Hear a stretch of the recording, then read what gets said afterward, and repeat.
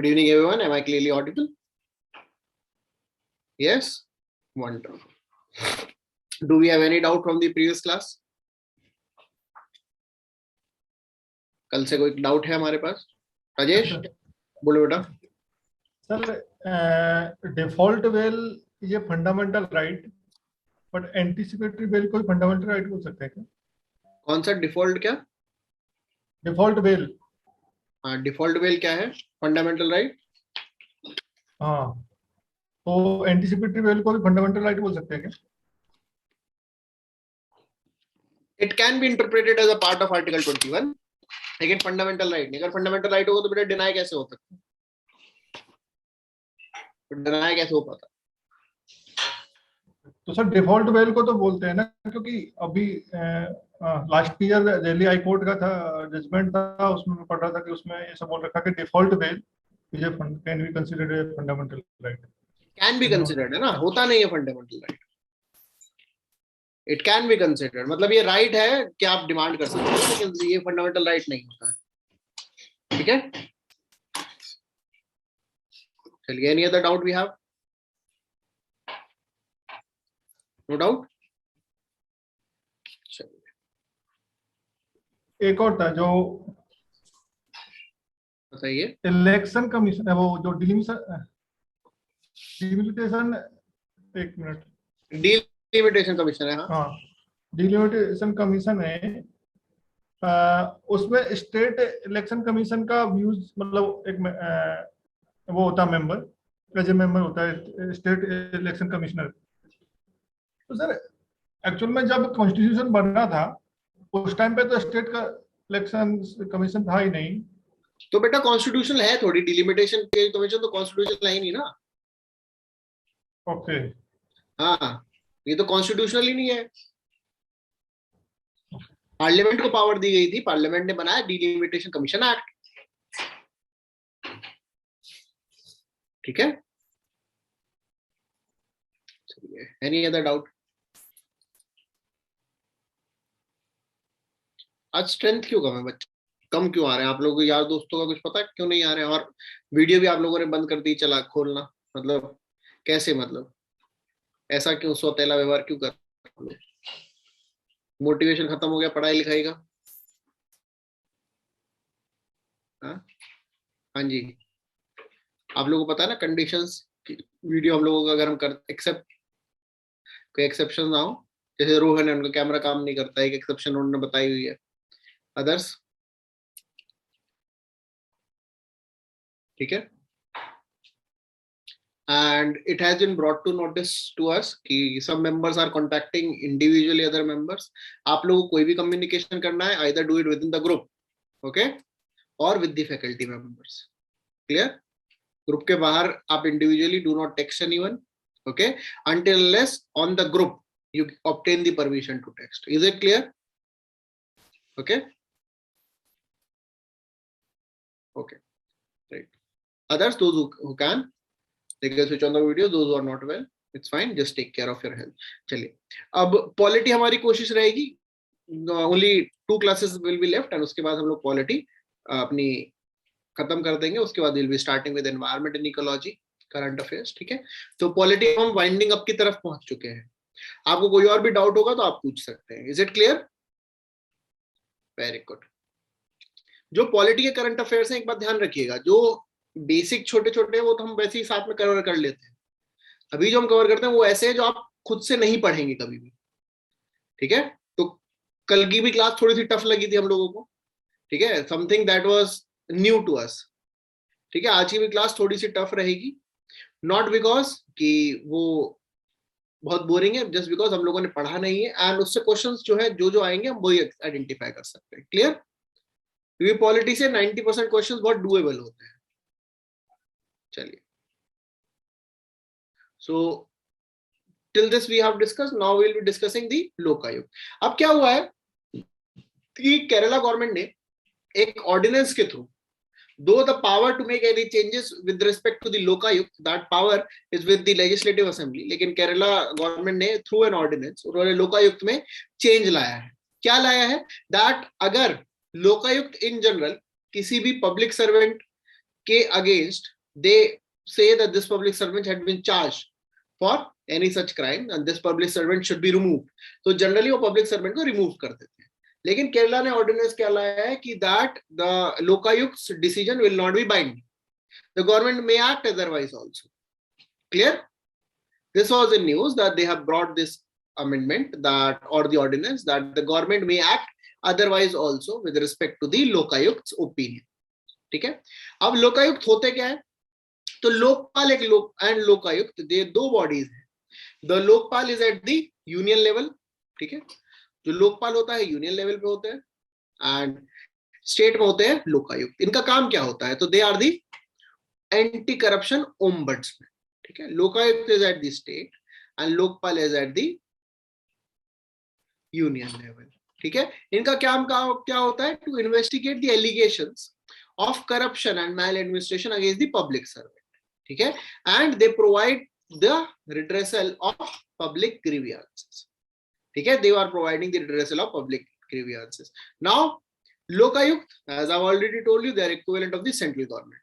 Now Lokayukta कौन बन सकते हैं? लोकायुक्त वो बन सकते हैं the person who have either been a high court chief justice or a जज ऑफ अ सुप्रीम कोर्ट. ठीक है. यानी कि हाई कोर्ट के जज नहीं, हाई कोर्ट के चीफ जस्टिस और जज ऑफ अ सुप्रीम कोर्ट जो रह चुके हैं. That person can be appointed as a Lokayukta having a fixed tenure. अब जो लोकायुक्त है is appointed by the governor. ठीक है. ये बात समझिएगा इनका appointment. The Lokayukta is appointed by the governor on the recommendation of a committee that consist of the chief minister, high court chief justice, speaker of the legislative assembly, chairman of legislative council, leader of opposition in both the council and legislature. okay. यानी कि कौन कौन members होते हैं इसको हम कहीं पे साइड में लिख लेंगे. द चीफ मिनिस्टर,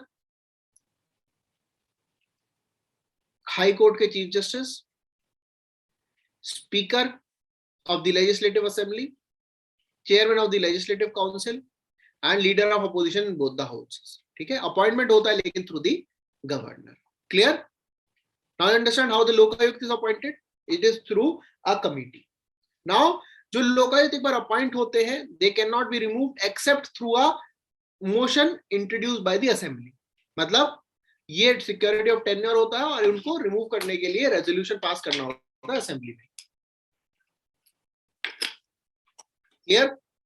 अपॉइंटमेंट समझ गए? टर्म क्या है? अब आप पूछेंगे कितने टर्म के लिए होते हैं? पूछो कितनी टर्म के लिए होते हैं? तो this term is specified with respect to the every state. हर स्टेट की अलग अलग टर्म होती है. ठीक है. फिक्स्ड टेन्योर होगा but every state has the respective term. Now कहां से आया लोकायुक्त इंस्टीट्यूशन? तो Lokayukta institution was recommended first time by the administrative reforms commission, ARC. जो फर्स्ट ARC थी in the 1966 that has recommended for the Lokayukta. अब लोकायुक्त कौन सी body है? कॉन्स्टिट्यूशनल है कि स्टैट्यूटरी बॉडी है? लोकायुक्त कॉन्स्टिट्यूशनल है कि स्टैट्यूटरी बॉडी? स्टैट्यूटरी बॉडी है. किसमें मेंशन है? Lokpal and Lokayukta act 2013. ठीक है. सो it is a statutory body. इनकी जो सब पावर है स्टेट टू स्टेट डिपेंड करती है. It varies from state to state. अब कुछ चेंजेस देखिए. नागालैंड में क्या है कि जो लोकायुक्त की पोजीशन है can be kept vacant for a year also. ये नागालैंड में. गोवा में क्या है कि लोकायुक्त के पास प्रोसिक्यूशन की कोई भी पावर नहीं है. बिहार में क्या है कि अगर कोई लोकायुक्त के पास there is any complaint file to the Lokayukta then the person who is filing a false complaint can be prosecuted.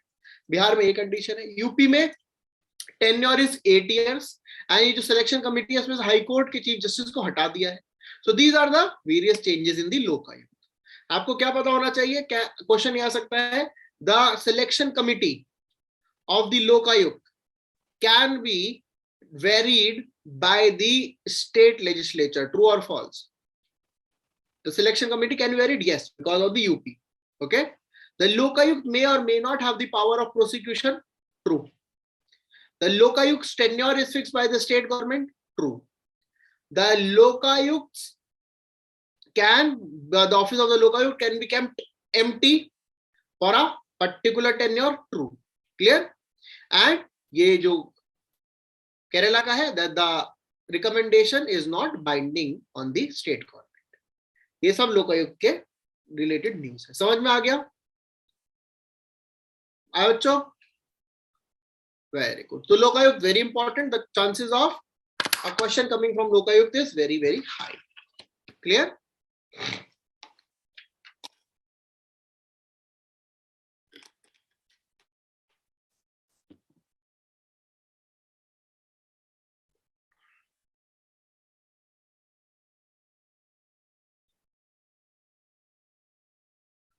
चलिए अब चलते हैं आगे। सर हाँ बेटा, इसमें जो इम्पीचमेंट का जो मोशन पास हो रहा है लेजिस्लेटिव असेंबलीज में, तो वो सर किस मीन से स्पेशल मेजोरिटी या किससे ये रिमूव होंगे? वो जो मोशन है बेटा, जब जनरली ऐसा कुछ होता है वो इफेक्टिव मेजोरिटी से होता है। ठीक है, मेजोरिटी ऑफ देन मेंबरशिप। जब कभी समझ में ना आए ना तो इफेक्टिव मेजोरिटी होता है। अब समझिए, लोकायुक्त तो समझ गए, अब लगे हाथों लोकपाल भी समझ लेते हैं। तो बेटा लोकपाल कैसी बॉडी है? स्टैट्यूटरी बॉडी है कि कॉन्स्टिट्यूशनल बॉडी है? ऑब्वियो स्टैट्यूटरी है ना, Lokpal and Lokayukta act obviously, right? Very good. अब कितने लोकपाल हो सकते हैं? So Lokpal is not a single member body. बहुत अच्छे समझिए, Lokpal is not a single member body, it is a multi member body. Clear? So it is an institution. Lokpal is an institution, it is not an office. Now this institution can have how many members? So as per the act, this institution can have 8 plus 1, one chairman plus maximum 8 members of Lokpal. ठीक है, one chairman and maximum 8 members. बेटा question आ जाएगा, mains में आ चुका है, क्योंकि लोकपाल में question तो प्री में भी आ सकता है। ठीक है, तो मैक्सिमम 8 members, जिसमें से 50% of the members shall be the judicial members. Okay, and rest 50% shall be from SC, ST, OBC, minorities and women, from any other groups. Clear? Now, who shall be the chairperson of Lokpal? ठीक है, chairperson कौन होंगे? Any person, या तो जो chief justice of India रहे हैं, जज ऑफ सुप्रीम कोर्ट रहे हैं, और any eminent person having experience of minimum 25 years. ठीक है, in the fields of anti corruption, vigilance, all these things. So the person necessarily ऐसा नहीं है सिर्फ जजेस रहेंगे chairperson, any person who has been a chief justice of India, judge of a supreme court, or any other eminent person having minimum 25 years of experience. ठीक है, समझ में आया? अदर मेंबर्स जो जुडिशियल मेंबर है, they can be either a judge of supreme court or former chief justice of a high court. Judges of high court are not eligible to be appointed as lokpal. ठीक है, judges of high court can be appointed as lokayukt. True or false?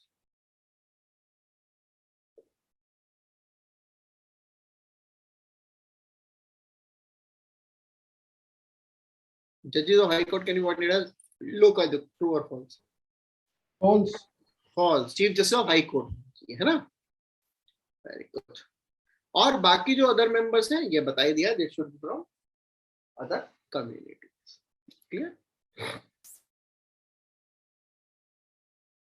अब जो लोकपाल है, इनकी भी एक committee होगी appointment के लिए. जब लोकायुक्त के लिए कमेटी है तो लोकपाल की भी होगी. तो कमेटी के मेंबर कौन है? तो बेटा जो कमेटी है उसमें the member should be, that committee should be headed by the prime minister. Speaker of Lok Sabha होंगे, लीडर ऑफ अपोजिशन होंगे लोकसभा में, चीफ जस्टिस ऑफ इंडिया रहेंगे, और any other eminent person appoint or nominated by the president. ठीक है, तो this election committee consist of prime minister, leader of opposition in Lok Sabha, Speaker of Lok Sabha, and eminent person nominated by the President along with Chief Justice of India. ठीक है, Chief Justice of India available नहीं है तो any person nominated by the CJI. Now, who will make the final appointment? That appointment will be made by the President. ठीक है, तो Lokpal is appointed by the President. Other members of Lokpal वही 25 years plus experience वाले भी eminent person की तरह आ सकते हैं लोकपाल में, जो नॉन जुडिशियल मेंबर है. अब jurisdiction कहाँ रहेगी लोकपाल की? प्रेसिडेंट गवर्नर को छोड़ के हर जगह, दिमाग लगाना नहीं है. प्रेसिडेंट गवर्नर को छोड़ के हर जगह, जुडिशरी हटा दो, प्रेसिडेंट गवर्नर हटा दो. बाकी क्योंकि जुडिशरी तो इंडिपेंडेंट है, वो तो हो ही नहीं सकती, सीधी बात है. अदरवाइज प्रेसिडेंट गवर्नर हटा दो, हर जगह लोकपाल की जुरिस्डिक्शन है. So is prime minister also included in the Lokpal jurisdiction? Yes. Okay, prime minister भी, चीफ मिनिस्टर भी, सब आ सकते हैं.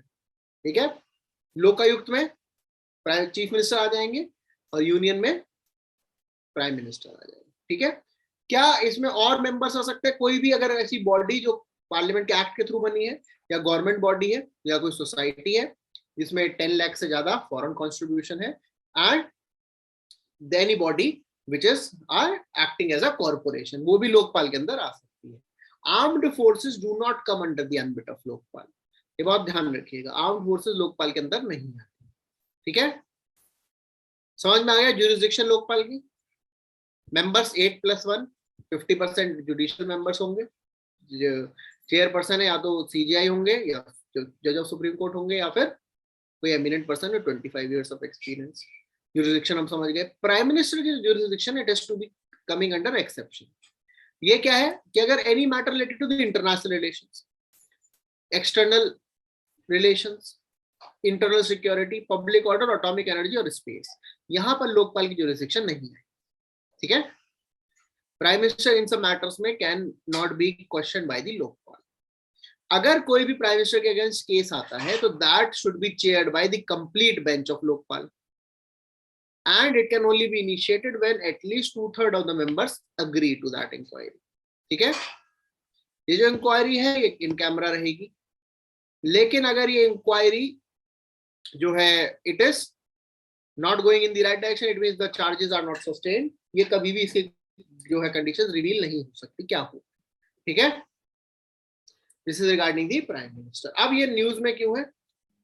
न्यूज में इसीलिए है कि लोकपाल को अपना काम करने के लिए एक डायरेक्टर ऑफ इंक्वायरी चाहिए जो इंक्वायरी कर पाए, क्योंकि ऐसे बहुत सारे केसेस होते हैं जहां पर जो है लोकपाल को सीवीसी पे ना देके खुद से ही प्रिलिमिनरी इंक्वायरी करनी पड़ सकती है। The post of having a director of inquiry has been lying vacant. ठीक है, इसीलिए न्यूज में तो आपको पता लग गया डायरेक्टर ऑफ इंक्वायरी है। डायरेक्टर ऑफ इंक्वायरी कौन होता है? Any person not below the rank of joint secretary to the central government. Seat vacant है इसलिए न्यूज में। समझ गए? लोकपाल समझ में आ गया? यस और नो? यस और नो? बताओ बताओ बताओ। कोई डाउट हो तो बताओ, इससे क्वेश्चन बनने के चांसेस हैं Lokpal.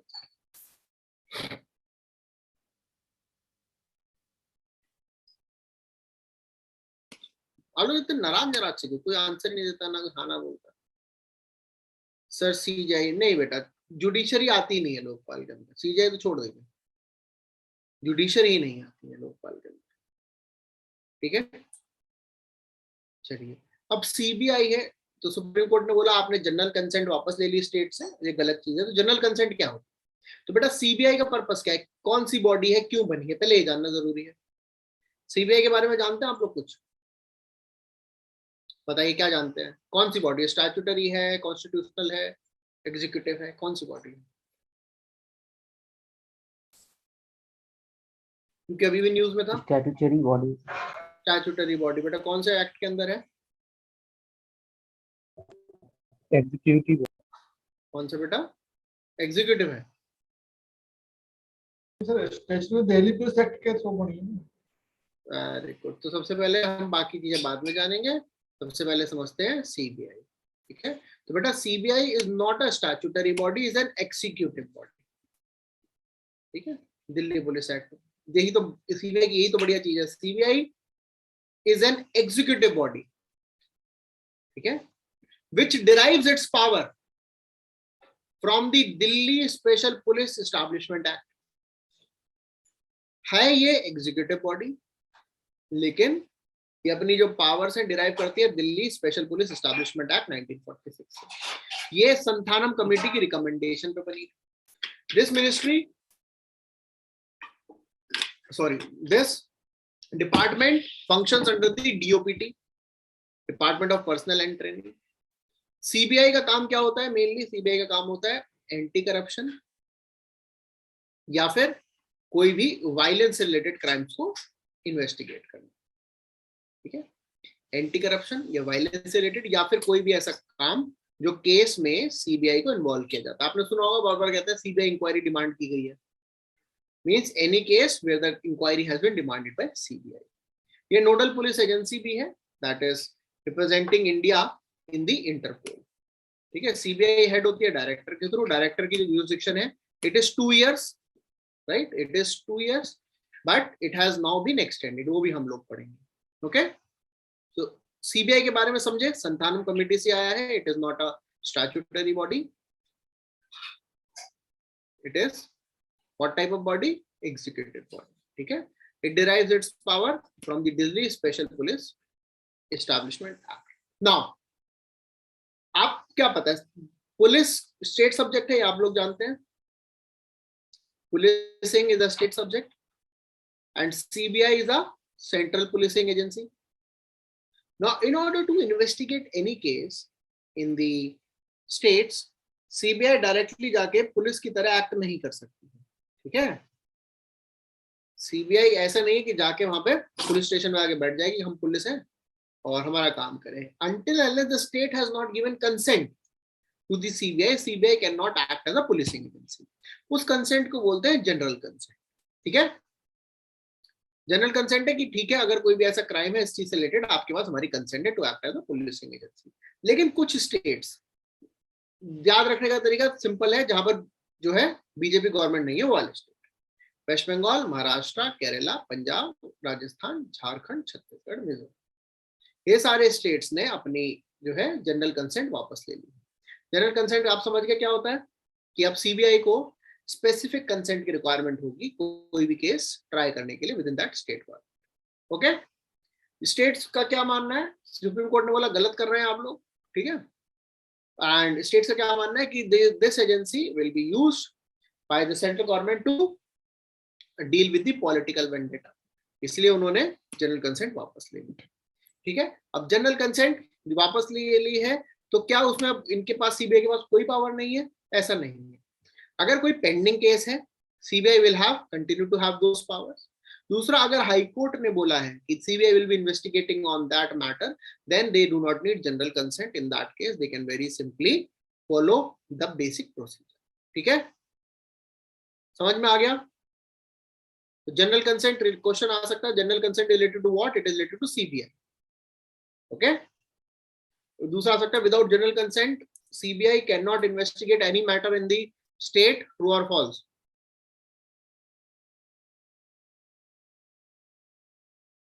Without general consent false. Very good. Because high court ने अगर इन्वेस्टिगेशन करती है, इंक्वायरी बोलिए, या फिर if there is a case pending in the high court, तब कर सकते हैं. ठीक है. समझ में आ गया सीबीआई का? क्योंकि न्यूज में बेटा क्वेश्चन आने के चांसेस ज्यादा है. दूसरा, एक और सीबीआई से रिलेटेड न्यूज है कि जो टर्म्स है सीबीआई के डायरेक्टर की, it has been extended. So generally Delhi police establishment act में, Delhi special police establishment act 1946, वहां पर क्या मेंशन है? तो the term of CBI is 2 years. The CBI director. इस एक्ट में क्या चेंज किया है? That this term can be increased for 1 year at a time for maximum 3 years. मतलब अब सीबीआई के director, the same thing will B enforcement director general, that the term can be increased to 5 years. 1 year at a time for maximum 3 years. CBI के लिए term mention कहाँ है? Delhi special police establishment act. And जो enforcement director है वो कहाँ पे mention है? It is under the central vigilance commission. Okay. तो director of ED CVC act में है, director of CBI DPSC act के अंदर है. अब डीपीएससी एक्ट के अंदर ऐसा नहीं है कि अपने आप बढ़ा देंगे. टर्म बढ़ाने के लिए क्या है? that it can be on the recommendation of the committee led by the prime minister, which includes leader of opposition in Lok Sabha and CJI also. ठीक है. तभी that committee or that director's service can be extended for 1 year at a time. ठीक है. दूसरी चीज, 5 साल ज्यादा नहीं बढ़ा सकते हैं. नाउ जो सीवीसी एक्ट है उसके अंदर डायरेक्टर ऑफ एनफोर्समेंट की बढ़ा सकते हैं only if the committee consist of 3 members. First the CVC chief, the revenue secretary and the home secretary. ये 3 जब होंगे तभी उनकी टर्म्स जो है 2 साल से ज्यादा बढ़ाई जा सकती है, 1 year at a time. It is also having a condition that it cannot be increased for more than 5 years in total. Okay? समझ गए हैं? सीबीआई क्या है हमने आपको बता दिया है. ईडी क्या है बेटा? It is a department that is functioning under the Ministry of Finance. Okay, it is an investigation agency that draws its power from 2 acts. First is Foreign Exchange Management Act and second is Prevention of Money Laundering Act 2002. Okay, prevention of money laundering, PMLA 2002 and FEMA 1999. यहां से it derives its powers. Okay, EDVD समझ में आ गया? ED CBI कुछ doubt हो तो बताइए। चलिए, अब 22nd लॉ कमीशन स्टैब्लिश हो रहा है। लॉ कमीशन क्या है? एक एग्जीक्यूटिव बॉडी होती है जो गवर्नमेंट सेटअप करती है to support the ministry of law and justice. First law commission was established in as per the Charter Act 1833 under the chairmanship of Lord Macaulay, जिसको Macaulay's Commission भी बोलते हैं। ठीक है, इंडिपेंडेंट इंडिया में it was for the first time in 1955। काम क्या होता है इनका? कोई भी ऐसा काम जो लॉ से रिलेटेड है खुद भी ले लेते हैं और उनको सेंट्रल गवर्नमेंट बता देती है। ठीक है, इनकी जो मेंबरशिप क्या है? It consist of 4 members plus 1 chairperson। Okay, कौन कौन होते हैं इसमें? Law secretary, legislative secretary ministry के, 5 पार्ट टाइम मेंबर भी होते हैं और रिटायर्ड सुप्रीम कोर्ट जज या chief justice of high court will be the chairperson of law commission. Okay, आपको सबसे जरूरी जानना यह है that it is the executive, it is an executive body, it is not a statutory body. Okay, समझ गए? बताइए, कोई डाउट हो तो बच्चों बताओ, कोई डाउट हो तो बता दो। नहीं? चलिए, तो आगे बढ़ते हैं। सीबीआई का टेन्योर हो गया। नेशनल ह्यूमन राइट्स कमीशन, बेटा 28 इयर्स हो गए हैं, ये जरूर नहीं है, लेकिन NHRC as a statutory body हमें जानना चाहिए। ये एक स्टैट्यूटरी बॉडी है, नेशनल ह्यूमन राइट्स कमीशन। कौन से एक्ट के थ्रू बनी है? Protection of human rights act 1993। ठीक है, first thing. Second thing, that this body it consists of the principles or in confirmation of the principles that were there in the United Nations, which is called as the Paris Principles। ठीक है, ये Paris Principles से related है। अब ये body क्या है? It is a multi member body. इस बॉडी में एक चेयरपर्सन एंड 5 मेंबर्स रहते हैं। The person who has to be the chairperson is either a former chief justice of India or a जज ऑफ अ सुप्रीम कोर्ट। ठीक है, national human rights commission को head करने के लिए the person has to be a CJI, former CJI or a जज of supreme court. उसके अलावा कोई हेड नहीं कर सकते। ठीक है, अब बाकी जो मेंबर्स हैं या तो वो सर्विंग या रिटायर्ड सुप्रीम कोर्ट जज है, सर्विंग या retired chief justice of high court है, और any other 3 persons which are having special knowledge in the human rights। ठीक है, any other person with special knowledge in human rights। now in this NHRC ये 5 member तो है ही, plus एक chairperson है। इनके अलावा इनमें 7 और मेंबर्स होते हैं, which are the ex officio members, the members which are the part of National Commission of Minorities, National Commission on Scheduled Caste, National Commission on Scheduled Tribe, National Commission on Women, National Commission of Backward Classes, and National Commission for the Protection of Child Rights। Okay, and along with this the Chief Commissioner of Persons with Disability।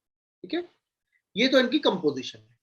Statutory body है, total 6 member होते हैं, 5 + 1 plus ex officio members होते हैं।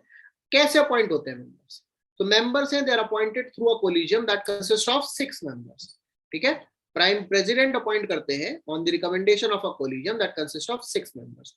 Prime minister head होंगे, speaker of Lok Sabha, deputy chairman of Rajya Sabha, leader of opposition of both the houses and home minister. ठीक है, ये ध्यान रखिए।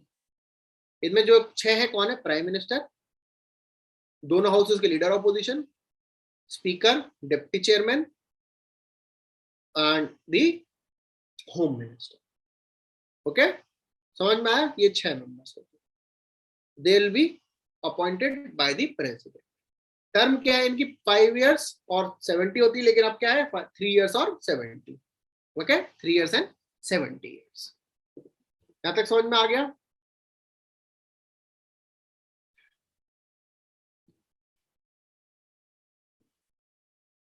नाउ इनके फंक्शंस क्या है? देखो, बहुत अच्छे समझो। सिविल कोर्ट की पावर है, नेशनल जस्टिस पे काम करते हैं। ठीक है, कोई भी मैटर अगर है 1 साल से पुराना तो ये डील नहीं कर सकते। 1 साल के अंदर ही एनएचआरसी के पास मैटर जा सकता है। इनका जो भी काम है दैट इज ओनली रिकमेंडरी, ये पनिशमेंट नहीं दे सकते, ये कड़ी निंदा कर सकते हैं बस। ठीक है, ये बात ध्यान रखिएगा, this body can only do कड़ी निंदा, this is one of the limitation also. Okay, समझ में आया? And they do not have the power to deal with the human rights related to the private parties. अगर किसी private party ने human rights violate करे हैं तो इसको छू नहीं कर सकते। ठीक है, एनएचआरसी समझ में आया है?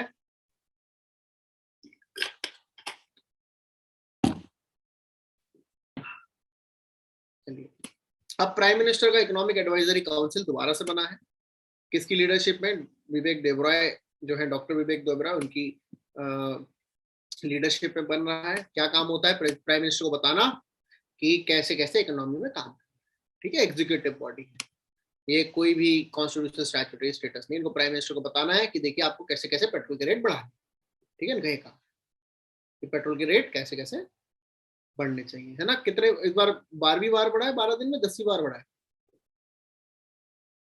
हाँ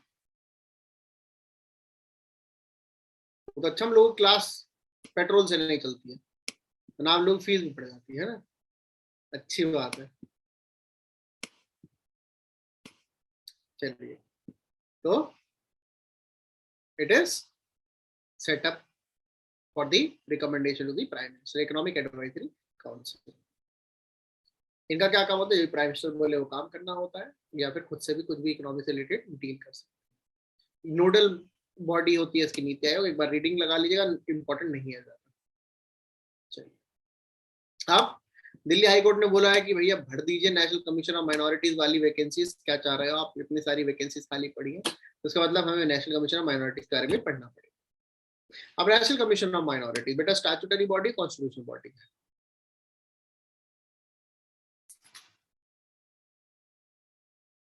स्टैट्यूटरी की कॉन्स्टिट्यूशनल?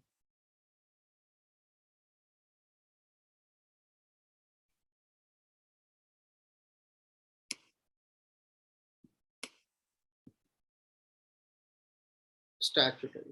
बेटा एस बी क्यों लिख रहे हो? डॉट लगा दो ना, एस में मेहनत से लग गई होगी लिखने में, है एस बी, इतनी मेहनत मत करो, दर्द तो नहीं हो रहा उंगलियों में? देखो ठीक हो गया होगा। एस एस लिख रहे, ठीक है, स्टैट्यूटरी बॉडी है। चलिए, ट्रू फॉल्स बेटा चल जाता है टी और एफ, लेकिन इसमें तो थोड़ा सा आप लोग लिख लो, ठीक है। चलिए, अच्छा है national commission of backward classes ने पूछा, वहां पे बीसी लिख के भेज रहे हो आप, ठीक है। चलो, सो it is a statutory body, national commission for minorities act के अंदर है, ठीक है। It will consist of 7 members, एक चेयरपर्सन, एक vice chairperson and 5 other members, ठीक है। कौन है? कोई भी हो सकते हैं, ठीक है, लेकिन माइनॉरिटी कम्युनिटी से बिलोंग करने चाहिए, ठीक है। कंडीशन सबसे बड़ी है, कोई भी हो सकते हैं, there can be people who are of eminent stature, लेकिन they should belong to minorities, okay, minority.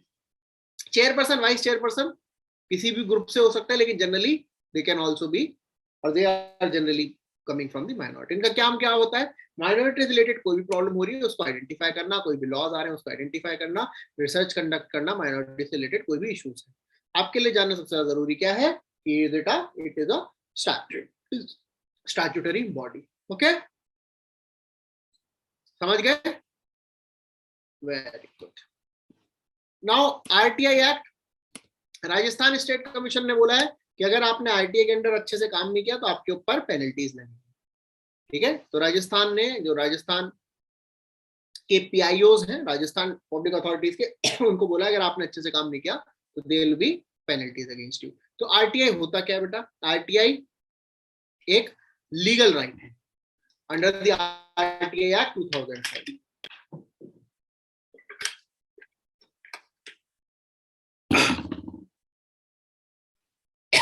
Legal right under the RTI act 2005। इसके एक्ट के अंदर आपको इंफॉर्मेशन लेने का राइट है। इंफॉर्मेशन लेने का राइट है कितने टाइम में? विद इन 30 डेज, या फिर अगर कोई बहुत इमरजेंसी है तो within 48 hours you have the right to access to information. Now अगर आपको इतने टाइम में कोई इंफॉर्मेशन नहीं मिलती है तो you can make an appeal in the first appellate authority with in 30 days, ठीक है। अगर आपने 30 डेज में अपील नहीं, आपको इंफॉर्मेशन मिलती है तो with in the next 30 days you can provide an appeal, ठीक है। तो जहां आपकी एप्लीकेशन है उसके मैक्सिमम 60 डेज के अंदर। इन एक्सेप्शनल केसेस 45 डेज भी आप बढ़ा सकते हैं। अगर तब भी आपको इंफॉर्मेशन नहीं मिलती है तो आफ्टर दी 30 डेज जो आपको इन्फॉर्मेशन मिल रही है उसके 90 डेज के अंदर आप सेंट्रल इंफॉर्मेशन कमीशन में भी इंफॉर्मेशन डाल सकते हैं। ठीक है। सेक्शन 4 क्या कहता है? इट सेज दैट आप जो स्टेट अथॉरिटीज है उनके पास ऑब्लिगेशन है कि सुओ मोटो ही अपनी इंफॉर्मेशन रिलीज करें। ठीक है। तो RTI provides obligation and for the public authorities to disclose the application और इंफॉर्मेशन सुओ मोटो। ट्रू और फॉल्स? ट्रू है। ठीक है। It provides true information. अब बेटा कौन कौन सी बॉडीज हैं जो आरटीआई के अंदर आती हैं? तो सेक्शन 2H बोलता है एनी पब्लिक अथॉरिटी जो या तो कॉन्स्टिट्यूशन के अंदर है, पार्लियामेंट के लॉ है, स्टेट के लॉ है या गवर्नमेंट के नोटिफिकेशन के थ्रू बनी है, that can be considered as a public authority. NGOs भी who are having a foreign funding, they can be considered as a public authority. कौन कौन से केसेस हैं जो आरटीआई के अंदर नहीं आएंगे? That is mentioned under section 8. So that includes national security or sovereignty, national economic interest, relations with foreign states, law enforcement and judicial processes, cabinet and other decision-making bodies, trade secrets, individual safety and personal privacy. आपको सबसे ज्यादा ध्यान रखना है ये वाला, क्योंकि आप बाकी सब तो मार्क कर दोगे। ठीक है। प्राइवेसी भी आरटीआई के अंदर it can be considered an exception. ठीक है। समझ में आया? Very good. अब कौन कौन आरटीआई के अंदर नहीं आते? प्राइवेट बॉडीज नहीं आती आरटीआई के अंदर, लेकिन कोई प्राइवेट बॉडी अगर पब्लिक सर्विस पर्पस के लिए बनी हुई है, ठीक है, any private body that is public for public purpose, that is be under the RTI. Political parties are not under RTI. Chief Justice of India के ऑफिस जो है it is under the RTI. So chief office of the Chief Justice of India is under the RTI. Rest the political parties are not under the RTI. Okay? समझ गए हैं? Very good. Question क्या बन सकता है? कौन सा right है? What type of right? Legal right. ठीक है। और आरटीआई से कोई क्वेश्चन बनने का और इससे ज्यादा कोई चांस कम है, जो बनेगा वो हम देखते हैं। तो बेटा आरटीआई एक्ट में भी रिसेंटली लेटेस्ट मार्केट में अमेंडमेंट हुआ है। ठीक है। क्या अमेंडमेंट हुआ है? पहले जो सीआईसी और इंफॉर्मेशन कमिश्नर्स होते थे, they used to hold the office for term of 5 years। अब कितने टाइम होल्ड करेंगे? Central government will specify. ठीक है। पहले सीआईसी की सैलरी चीफ इलेक्शन कमिश्नर जैसी होती थी, इंफॉर्मेशन कमिश्नर की इलेक्शन कमिश्नर जैसी होती थी। स्टेट लेवल पे जो सीआईसी थे उनकी इलेक्शन कमिश्नर जैसी होती थी, और जो आईसीज होते थे उनकी चीफ सेक्रेटरी जितनी होती थी।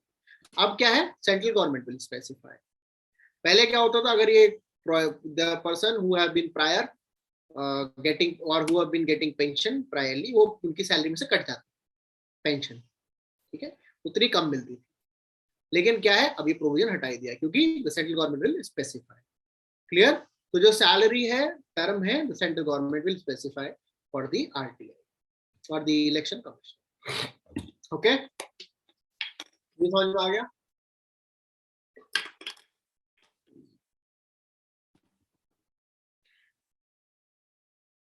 चलिए, अब सुप्रीम कोर्ट ने बोला है कि भैया बताइए कौन कौन से सीआईसी और चीफ इलेक्शन कमिश्नर कहाँ का वैकेंसी है स्टेट में, यूनियन लेवल पे। यानी कि we must know about the office of the CIC and state ICs. ठीक है। तो as per the RTI act there can be one chief election one chief information commission and 10 other information commissioners. ठीक है। 1 plus not more than 10 information commissioner. It is not a constitutional post, it is a statutory post. Appointment कैसे होगा? Appointment will be done by the president on the recommendation of prime minister, leader of opposition in Lok Sabha and one cabinet minister nominated by the prime minister. ठीक है। NHRC में home minister है, यहाँ पर any cabinet minister nominated by the prime minister. Jurisdiction क्या है?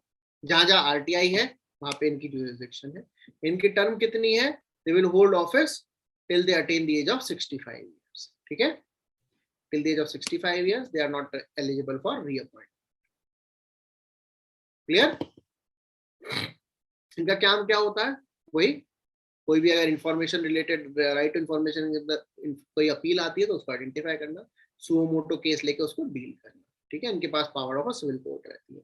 State में क्या है, स्टेट में भी सेम है, 1 स्टेट चीफ CIC और नॉट मोर देन 10, ठीक है। इसमें chief minister, leader of opposition in legislative assembly and state cabinet minister, ठीक है। समझ गए, ये इनकी अपॉइंटमेंट और टर्म है।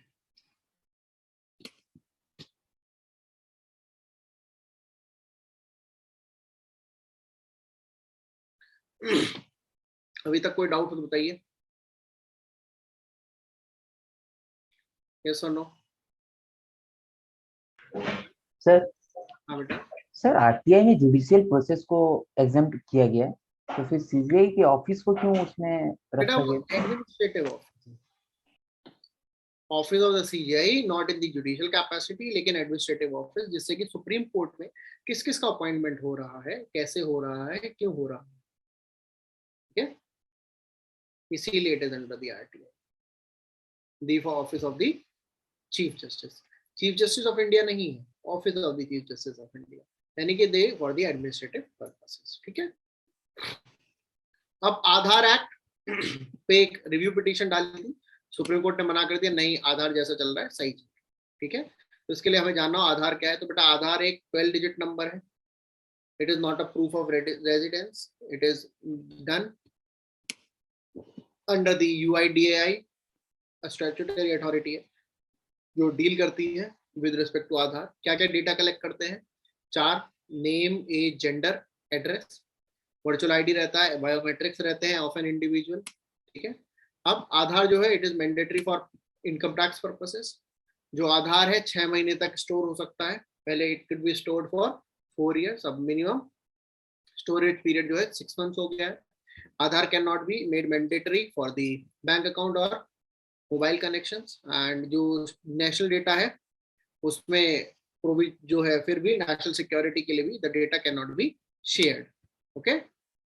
आधार के बारे में ये पुराना हो चुका है लेकिन फिर भी आ सकती है। आधार एक्ट में क्या था, वही जो हमने आपको बताया कि एक प्रोविजन है UIDAI के अंदर जो आपके it is a proof of your residence, not the proof of your citizenship, it is not mandatory until unless the parliament is specifying it for purposes, ठीक है। एक बच्चे का भी आधार बन सकता है लेकिन पेरेंट्स की परमिशन के साथ, और अगर बच्चा 18 का हो जाता है तो the Aadhaar can not be continued if the child does not want to continue, ठीक है। कोई भी आधार का डिस्क्लोजर देने के लिए the permission of the high court will be, ठीक है, या उनसे ऊपर यानी कि सुप्रीम कोर्ट और हाई कोर्ट। कोई भी officer below the rank of secretary direction नहीं दे सकते हैं फॉर डिस्क्लोजिंग द इंफॉर्मेशन, ठीक है। और कोई भी अगर ऑथेंटिकेशन है होनी है तभी होगी जब UDI सर्टिफाई करते हैं, प्राइवेसी मेंटेन रहेगी, लॉ के थ्रू है एंड पर्पस सेंट्रल गवर्नमेंट के इंटरेस्ट के लिए। In that condition the Aadhaar information can be provide, okay.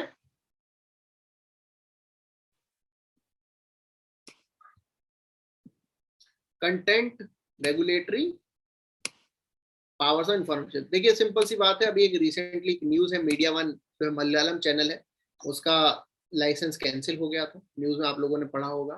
फिर सुप्रीम कोर्ट ने स्टे कर दिया उस कैंसिलेशन को, यानी कि अब दोबारा से चैनल फंक्शन कर सकता है। तो उसी के रिलेटेड जो न्यूज है कि क्या क्या चीजें इंडिया में रेगुलेट हो सकती है। तो इंडिया में फिल्म्स रेगुलेट होती हैं जिसको CBFC रेगुलेट करता है। इंडिया में टीवी भी रेगुलेट होता है, ठीक है, that is regulated as per the cable TV rules.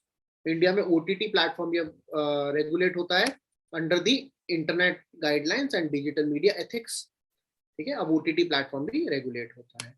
अब पावर्स जो है क्या क्या है कि कोई भी ऐसी चीज जो आर्टिकल 19(2) के अंदर अलाउड नहीं, ठीक है, यानी कि security of state, effect to the friendly relation of foreign state, public order, decency, morality, in that cases anything that is there on the media it can be stopped, ठीक है। इसके अलावा ये सब चीजें they are under the ideas of the censorship, ठीक है, इन सब censorship के अंदर included है, कोई और ऐसा कोई कंडीशन नहीं है, ठीक है। प्लस एक और चीज आई है जो नए रूल्स आए, उस रूल्स में क्या है कोई भी OTT प्लेटफॉर्म है वहां पर आपको वो किस एज ग्रुप के लिए, जैसे हमारी मूवीज में रहता है ना UA या A या U, है ना, ऐसा मेंशन रहता है ना मूवीज में। OTT पर भी ये मेंशन करना जरूरी है। अगर आप देखेंगे कोई भी, अगर आप OTT प्लेटफॉर्म खोलेंगे ओपन करते ही उसमें लेफ्ट में ऊपर या जहां भी होता है लिखा आता है suitable for all audiences, it includes, या फिर UA certification, it includes suicide, violence, right? All these things it is written. It is as per the intermediary guidelines of the internet. ठीक है, ये पहले नहीं था, इस गाइडलाइंस के बाद ही आया, तो February 2021 के बाद ही ये गाइडलाइंस आई। क्लियर, समझ गए ये?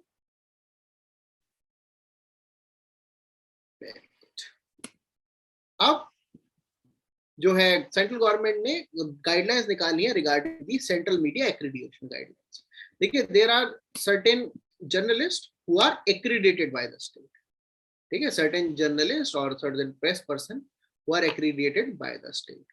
तो गाइडलाइंस क्या निकाली है उन्होंने कि कोई भी जर्नलिस्ट जो इन मैनर एक्ट करते हैं that is prejudicial to the country security, sovereignty, integrity, friendly relation with foreign states, public order or charge with serious cognizable offense, in that case उनके जो accreditation it can be taken back।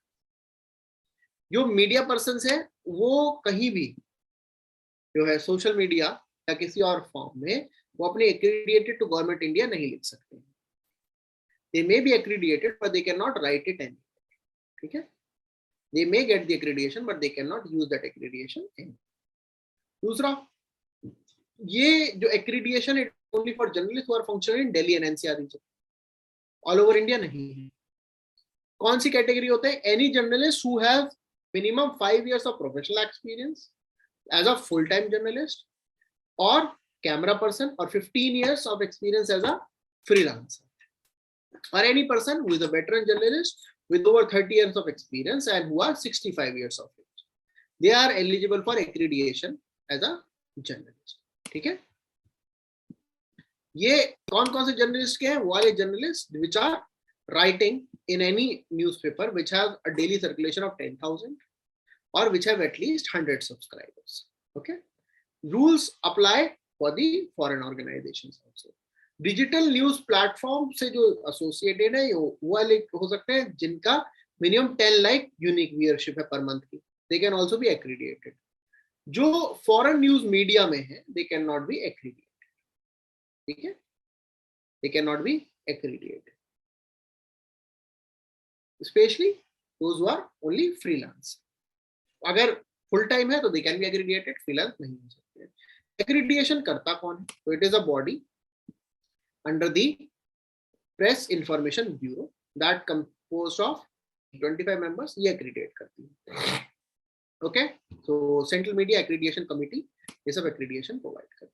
समझ में आया? ठीक है, क्योंकि media से बहुत क्वेश्चन आते हैं, वो आ सकता है क्वेश्चन कि कौन करता है। तो it is not by the any other body, it is by the central government under the PIB। Delhi NCR के ही जर्नलिस्ट हो सकते हैं, minimum experience 5 years full time or 30 years for veteran, 15 years for freelance। It is not only for print or TV, it is for digital news also, right? And freelance journalists working for foreign news media cannot be accredited।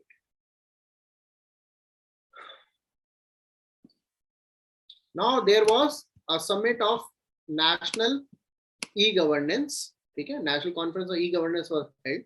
ये क्या है? It was part of the Department of Administrative Reforms and Public Grievances in association with the METI and State of Telangana। ये किस लिए हुई थी? It was to focus upon digital governance in the post-pandemic world, right? The conference, इसका focal point क्या था? That the people or the citizens should be brought together with the government with using the digital platform, and that is called as the Hyderabad Declaration। So Hyderabad Declaration is related to the bringing together of the government and citizen using the digital platforms। Okay, it is for this। Question Hyderabad declaration पे बन सकता है, बाकी तो नहीं बनेगा। Theme, अगर ये इतने थीम याद करना है, यही थीम याद करने को रह गया क्या, ठीक है। लेकिन हैदराबाद डिक्लेरेशन आ सकती है, ओके, अंडरस्टूड। ये लिख लीजिए कहीं पे, ये इंपॉर्टेंट है।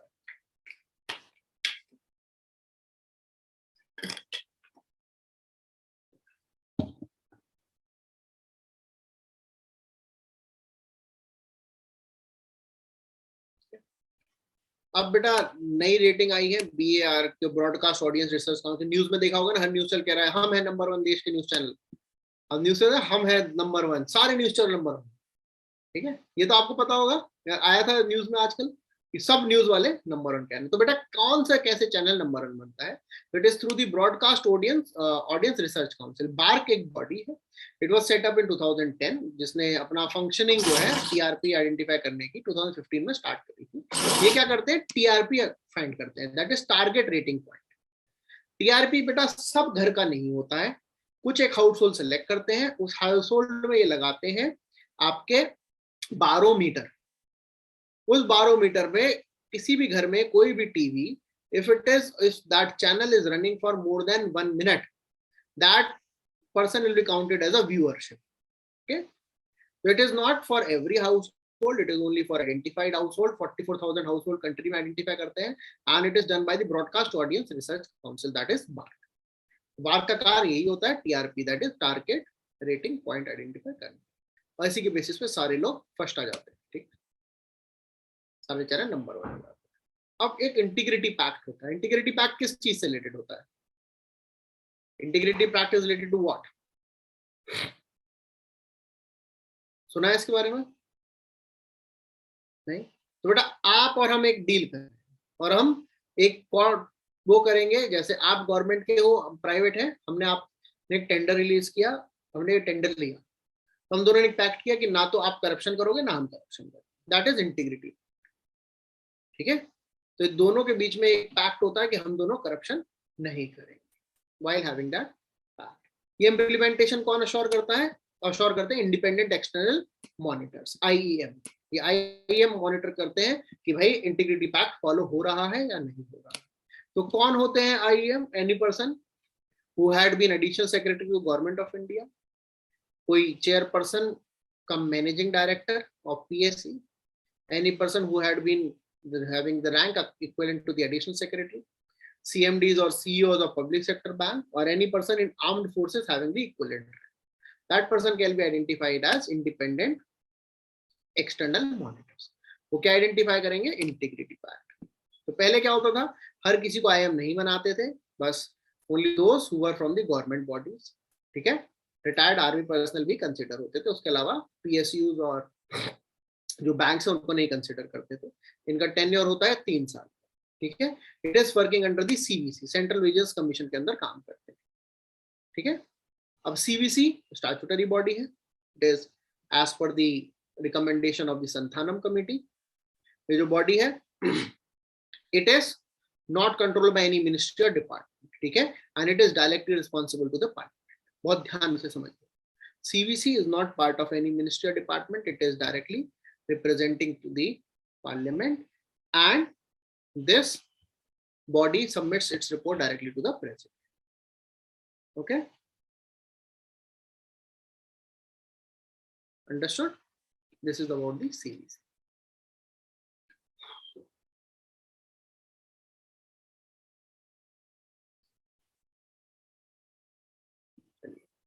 अब आप लोग सिविल सर्वेंट बनेंगे, उसके बाद रिटायर होंगे, फिर आगे जाके कोई ना कोई जॉब भी लेंगे, है ना, कोई ना कोई जॉब लेंगे, कोई कहीं किसी ऑर्गेनाइजेशन में CEO बन रहा है, कोई किसी ऑर्गेनाइजेशन में CMD बन रहे हैं। तो CVC ने बोला कि कोई भी गवर्नमेंट ऑर्गेनाइजेशन अगर किसी रिटायर्ड ऑफिशियल को कॉन्ट्रैक्ट पे या कंसल्टेंट की तरह हायर करती है, तो एक बार CVC से जरूर पूछ लें, ठीक है, CVC से जरूर पूछ लें। यानी कि कोई भी ऑल इंडिया सर्विस ग्रुप के ऑफिसर्स अगर क्लियरेंस के बिना अपॉइंट हो रहे हैं तो फिर दिक्कत होती है, तो इसीलिए there have to be appointment through the vigilance authority.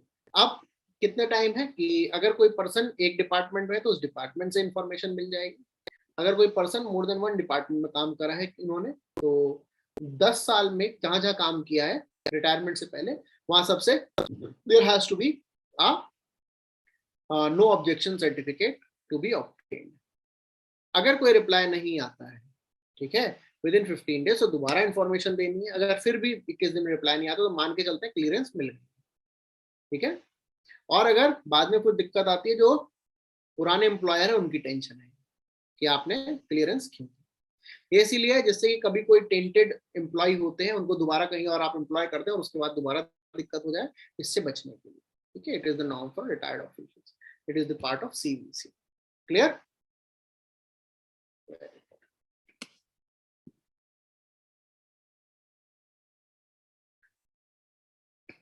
इससे ज्यादा नहीं है, कल आप बिल्कुल आज खत्म हो चुका है, ठीक है, तो इससे ज्यादा हम नहीं करवा पाएंगे आप लोगों को। एक क्लास और बची है, हमारा पॉलिटी खत्म हो जाएगा, ठीक है बच्चों। एक क्लास और पॉलिटी खत्म हो जाएगा, फिर उसके बाद हम लोग जाएंगे एनवायरमेंट पर। एनवायरमेंट, साइंस टेक, ये दो सबसे इंपॉर्टेंट टॉपिक है, यहाँ से क्वेश्चंस करंट से आते हैं। एनवायरमेंट, साइंस टेक, इकोनॉमी, है ना। तो हमारा टारगेट है हम अप्रैल में एनवायरमेंट और इकोनॉमी दोनों खत्म, ठीक है, फिर हमारे पास करंट में बहुत ज्यादा नहीं है। क्लियर? चलिए, कोई डाउट हो तो बच्चों बताइए। Do you have any doubt? Yes और नो? बताइए। Tomorrow you will be having your environment classes, okay. Tomorrow you will be having your environment ecology from 7 PM। ये करंट की क्लास जो होगी it will be on the weekends, I will inform you, ठीक है। Weekend पे class हम लोग करके क्वालिटी फिनिश, ठीक है। Any other doubts you have? No? Sir एक पॉलिटिक्स में छोटा सा डाउट था। हाँ बोलो बेटा।